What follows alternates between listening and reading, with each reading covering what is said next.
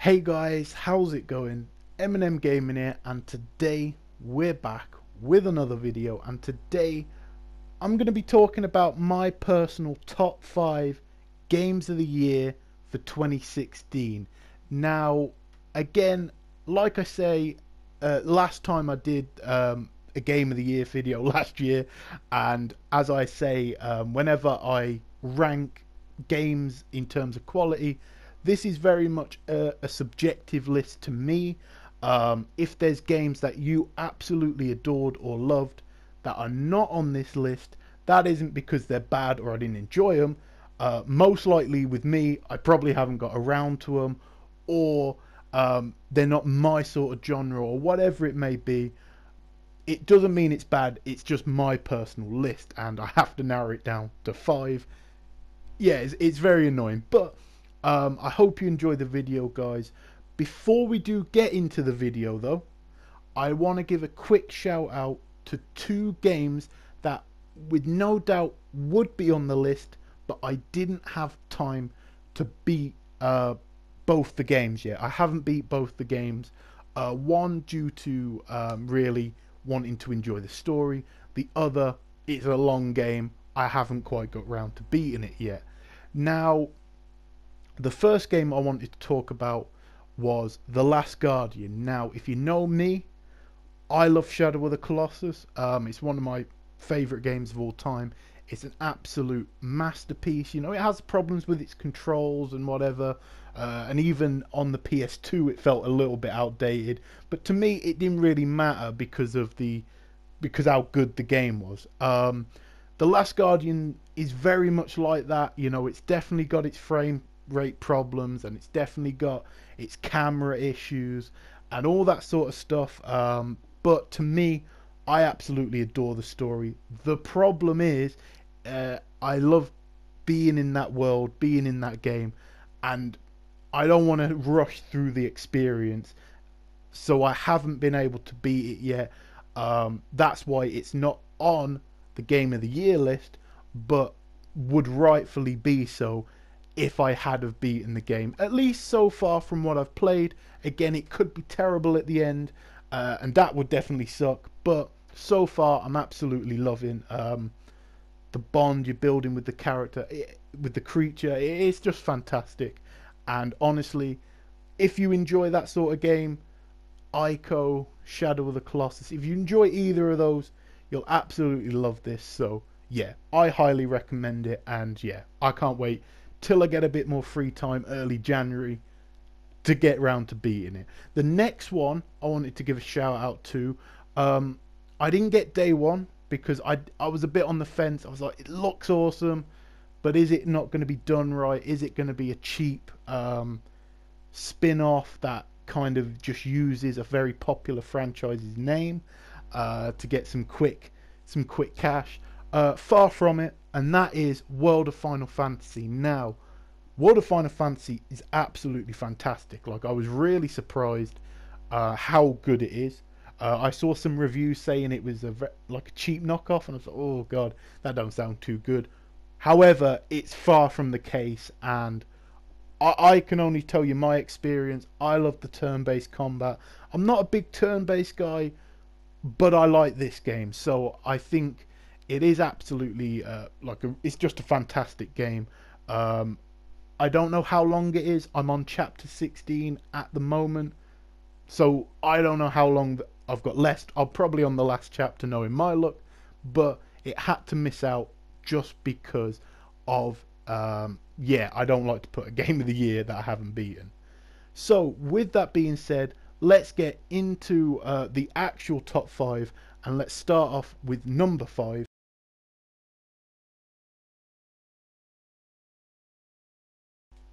And in number 5, I've gone for Batman Telltale. For me personally, this was a fantastic game. Now, I haven't reviewed it. I did want to do a review. I thought I might as well do a mini review in my Game of the Years. I love Batman. I'm not like a big superhero guy. I like Batman. I like Spider-Man. Those are really the only ones I care about. And only then it's really the games. Do you know what I mean? But Batman, it was a fantastic Batman game, and they do this Telltale, and I have to give them respect. I have a problem with the game, and I'll talk about it in a minute, but I have to give Tell respect. They take these genres and these IPs, and it'd be easy enough for them to just put a terrible story, but they really do think through the stories. I even remember Tales of the Borderlands, which I thought would be terrible. I'm not a big Borderlands fan. I ain't even gonna lie. Most of Telltale games I get because of the amazing story. That one I thought, you know what, I'll just get it for the platinum. But I actually really enjoyed the story. I actually like this world and these characters, so that you have to bear that in mind as well. But to me personally, like I said, it's an absolutely fantastic game in terms of story. It's really got some plot twists, particularly near the end, which I have to say I was surprised at, and I thought were really, really good. But yeah, in general, I think it's an amazing game, really, really good. I'd say it's better than The Wolf Among Us, and I loved that game, so it had to be on the Game of the Year list, in and around it. However, there are some problems with the game. I'm not going to lie and say there isn't. There absolutely is. But the main problems with the game are actually performance problems. It runs terribly on the PS4. Now, I don't know about the Xbox One, or if it's on last gen, or PS Vita, or PC. I can't tell you that, guys. But I can tell you for sure, it runs absolutely terrible on the PS4. How I had like a character who just had a mouth, had teeth, two eyes, and was floating around with a taser, which was pretty funny, but it's not the best way you want to be through a game, especially when it's a dark, gritty, emotional story.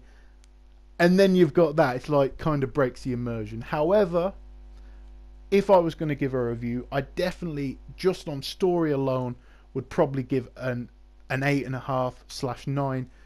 The main hiccups is the performance and the weird glitches, but on the flip side, it's an amazing story. And to be honest, guys, if you have any interest in Batman or like The Wolf Among Us, this is a really good game, and I'd highly recommend it to anyone who's interested in either of those things I just mentioned. But let's get into number 4.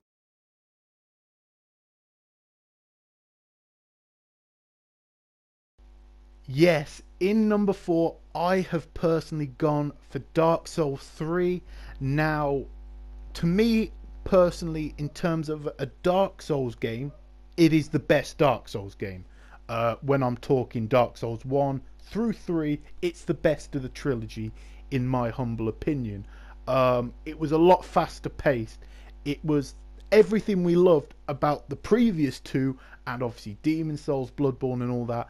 It's everything we love. The awesome tactical combat, the weird characters, the awesome characters, the huge characters and bosses. Everything we loved from the original other games were in this. But the only setback I have for it that knocks it down on the list to me personally, 3 damn near perfect games in their own rights is really Bloodborne. I know that sounds weird. How can I knock it for not being as good as another game? However, when I played Bloodborne, the pace of that was so fast. It was so quick. You had to be on your feet. It was a lot more attacking, and then going to Dark Souls 3, going back to the Dark Souls series, it really lost that pace to me. And what was one of the main things in my review of Bloodborne that I absolutely loved was the pace of the game. Now, as I said, it's a lot quicker than the other ones, but it is nowhere near as quick as Bloodborne, and that definitely felt weird. If I'd have gone from Dark Souls 2 to Dark Souls 3, I'd be like, wow, this is amazing. But just coming off Bloodborne onto this, it was a little bit, to me, it felt like a little bit of a step back. However, that's a very, very small complaint, because it's still an absolute masterpiece, and probably one of the best games this generation. It's beautiful in a dark, gritty way. I love the setting, as you can see, the huge castles and the medieval sort of setting. I thought was absolutely superb. Um, the bosses were varied and difficult. Obviously it's Dark Souls. I love the secret bosses and the hidden areas and everything you had to find. The game was amazing. It To me, it was, like I said, I thought this was going to win Game of the Year. However, it's ended up in fourth due to three other games that were damn near perfect. However, I must say, if you have not played Dark Souls 3, you should play Dark Souls 3. In my opinion, it's the easiest Dark Souls game, which is not saying much because it's still brutally difficult. However, I feel it is a lot more easier to go into, to learn, and obviously there's co-op, and it's easier to find the co-op than in Bloodborne. And to be honest, in general, I think it's just a fantastic game. It's probably cheap right now, and you should definitely pick it up. So number 4, Dark Souls 3, and let's get into the third game on this list.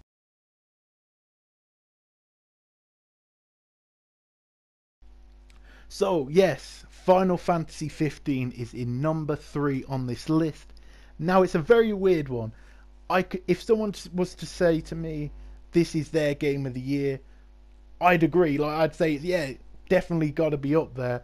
It's only to me that there's two other 10 out of 10 amazing games that I had to put it in the third position. It's an absolutely amazing game. Now, I was expecting a 7 or 8, a very short experience that wasn't very fun, a very bland open world that had nothing in it. I thought it'd be a good story because again it's Final Fantasy with some cool characters, but I thought that was about all we're gonna get, if that. I was blown away by the game. I wasn't going in expecting it to be one of my favourite games. Quite the opposite. I thought it'd just be like, oh, kill some time till another game comes out. But honestly, it took over my life until I platinumed the game, which obviously I have. Trophies are open if you want to check. So yeah, it was amazing. I love every detail in the world, from the fact when you're driving in the car, you can choose whether to drive yourself manually, you can choose whether to have someone else drive for you. You can have, and if you're doing that, you can put the radio on. You can obviously fast travel, but sometimes it's nice just to be in the car listening to some Final Fantasy 7 music, some Final Fantasy 6 music. It's really good. On top of that, there are side quests on the road. You can go help people fix their cars and do stuff like that, which is really, really awesome. On top of that, it's just a full open world. It's probably not the biggest open world in the world, you know what I mean? But it's full, and it's full of life, and it's full of animals, and it's full of things to do, and new checkpoints, and new stores, and new missions. Everything in the game is full, you know what I mean? And there's always something to do. Even after I've platinumed the game, I've beaten the story, I've platinumed the game, I beat the side boss, I could still go back today and get all the side weapons in the dungeons, or I could go do some more missions, or I could go do the hunting missions. There's so much to do. Even after you've beaten the game, there is well over 100 hours to be put in this game. I believe I put 50 in to platinum it, but I haven't 100%ed it, if that makes sense. So the game is an absolute masterpiece in my opinion, and definitely well deserved. It's the best-selling Final Fantasy game of all time, apparently. So that's really good, and I'd say well deserving. One of my favourite Final Fantasies, that's for sure. So in number 3, I haven't really got nothing negative to say about it. So in number 3 has to go to Final Fantasy 15.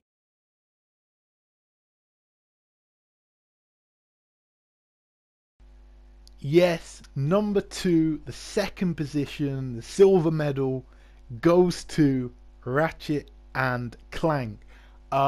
This was very hard. This was very hard not to put it in number one, um, because of a lot of things. You know, if you know me or have been subscribed to the channel for a while, you'll know how much I love these sort of games: Ratchet and Clank, Jack and Daxter, Sly Cooper, Crash Bandicoot, or whatever. These sort of games I absolutely love. So automatically, it was already going to be a score higher than it maybe should have been. Um, I even like, the new Skylanders game just because it's got crashing. So, I'm very biased towards these games, and I have to be honest with that. However, with that being said, this game is fantastic even in its own rights. It came out as a budget title. It wasn't $60. I think it was at $40. I think it was £30 in the UK.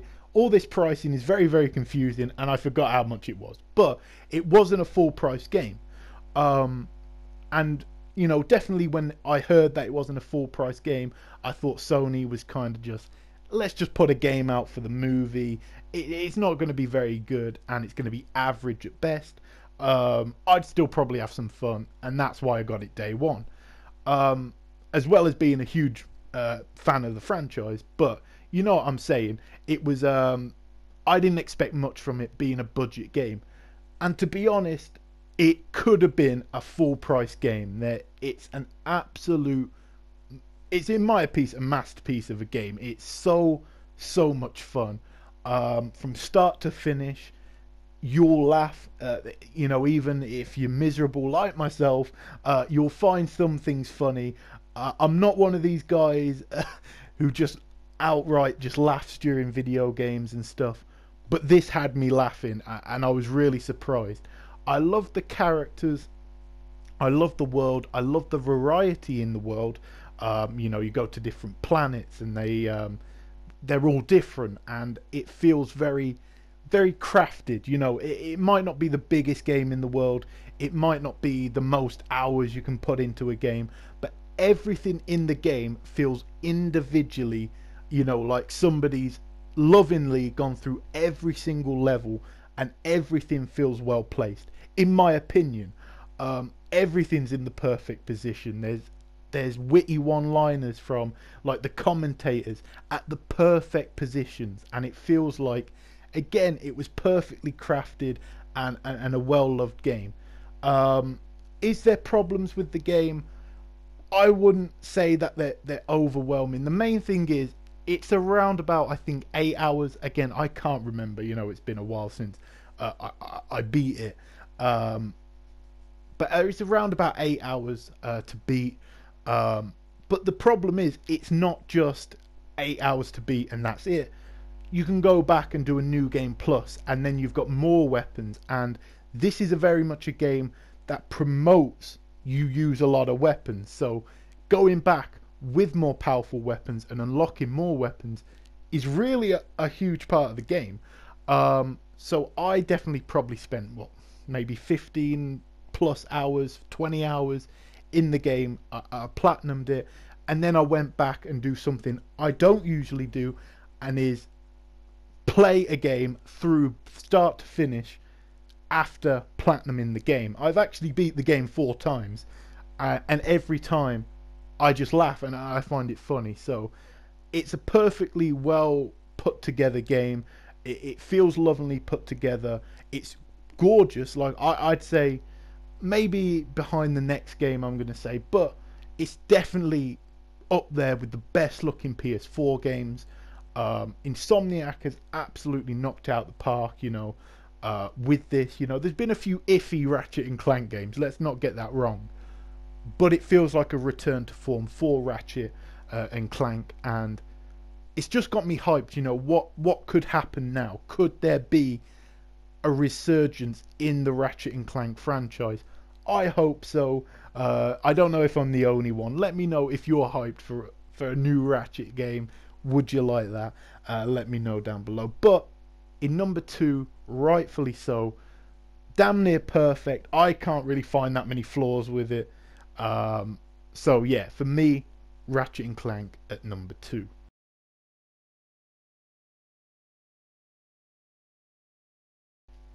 So here it is, number 1, my personal game of the year. Probably not a surprise to anyone who watched the channel or follow me on Twitter or has spoke to me in any sort of way. you know, I love this game, and obviously, as you can see in the background and the title thing, Uncharted 4: A Thief's End, for me personally, wins Game of the Year. In my opinion, and I did a review of this, you can go watch me just fanboy over one of my favourite franchises in gaming. For me personally, I think it's the best Uncharted game. Even on the base model, the online wasn't very full. It wasn't the most, it wasn't the best. Sorry, I'm just thinking my words. It wasn't the best online. It was very empty. It only had a few modes. The modes it had were fun. I've put God knows how many hours in. I love Naughty Dog multiplayer. Some people absolutely hate them. So take it with a grain of salt. You're either going to love it or you hate it. I love it. I can understand why people hate it. Yeah, I'm level 53 on that, and it's an amazing game. But I don't buy a Naughty Dog game for the multiplayer. And for me personally, the single player was fantastic. The problem is, and I'll probably get into that a bit later about The Last of Us, but with this game, in terms of the Uncharted franchise, it was a darker Uncharted. It was a more emotional Uncharted, and I really liked that. There was a lot more twists and turns in this Uncharted than previous ones, and I like that. I think it took a lot from The Last of Us. Last of Us, one of the most critically acclaimed games of all time. You don't really blame them for taking a few things from that, but it definitely took from it and grew, and obviously didn't have. It wasn't as dark as The Last of Us, of course. It still had its humour.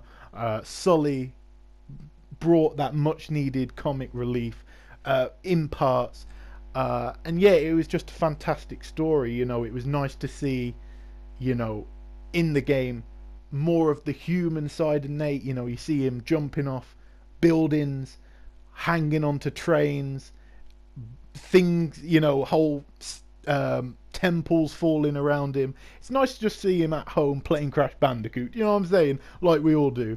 But yeah, it was absolutely superb. Loved every minute of it. I've played through the game another 3 times, of course. Platinum the game because I absolutely adore it, and I may have a problem for trophy hunting, so definitely have to get that checked out. But now, all jokes aside, it was a fantastic game. The multiplayer was, in my opinion, good. I think they've done a lot with it since launch. I have to say, all free content. Now, bear that in mind, and that's a huge thing for the game. The only paid DLC you get is like the little Naughty Dog points they have. It's not really a pay to win service. I don't think so. Maybe that's why I'm not that great at multiplayer shooters. I just don't know all the tricks. But I don't think there's that much stuff that you can pay to win that you can't earn through chests and all that sort of stuff. Also, I have to say, they've added a lot. They've added this survival co-op, which is really, really good, actually. Even people who love to hate on Uncharted multiplayer actually really enjoy the survival. So that was really good. And just the game in general, I gave it a 10. Not surprising. It's Game of the Year above 2 other, what I'd say, 10 out of 10 games. So yeah, I think rightfully so. The only, I guess, problem I had with it was coming off The Last of Us, which again, I don't need to tell you, I will. That is my favourite game of all time. It wasn't as dark as that. Some of the scenes in The Last of Us are brutal. Like they aren't just like killing somebody. They are really brutal, particularly when you get grabbed by a clicker or whatever. And this, it kept to the Uncharted formula, which is brilliant. They added a little bit of darkness into it, but it wasn't like an 18 really gory, really brutal game. And I'm kind of like on the fence, you know. It's like brilliant because that's not what Uncharted is, but at the same time I absolutely adored that and loved that, the grittiness and the realism in The Last of Us. So that's my only complaint. But overall, it's not again a negative of this game. It's almost another game has ruined it for me. But that's just my opinion, guys. Again, let me know down below what's your top 5, what's your number 1 game of 2016. Have you enjoyed the year? For me personally, I'll just give my quick 2 cents on this. I think it's been the best year since this generation started. There's been a plethora of games, whether it be shooters, walking sims, whatever. I felt that early days there was a lot of indies and there was a lot of filler, which are fine and they were really good. But I felt this year Sony in particular really started to kick it up a gear in terms of exclusives, big name exclusive. You know, your King of Fighters, which is a big IP. Uncharted, Ratchet and Clank, MLB. You know, they dropped a lot of good games this year, which I think they've had a good lineup the last couple of years, but it hasn't been great. I think we're starting to get more to the brilliant sort of status in their games that we had near the end of the PS3's life cycle. So that's just my opinion. But again, did you enjoy this year? Was there any games that annoyed you? You know, No Man's Sky, etc. Hey, you know, let me know down below. But before we go, one last thing. I know I'm rambling, guys. I posted on Twitter that I am going to do a Last of Us 2 breakdown and analysis of the trailer. Now that's still coming, but sadly I broke my only means of getting all the stuff I needed for the video. So just as I put on Twitter, it's going to be out tomorrow. It's not. So if I can get it out before Christmas, I will. If not, early January. But yeah, I hope you guys keep an eye out for that. If you're a big like Last of Us fan, I think you might enjoy it. If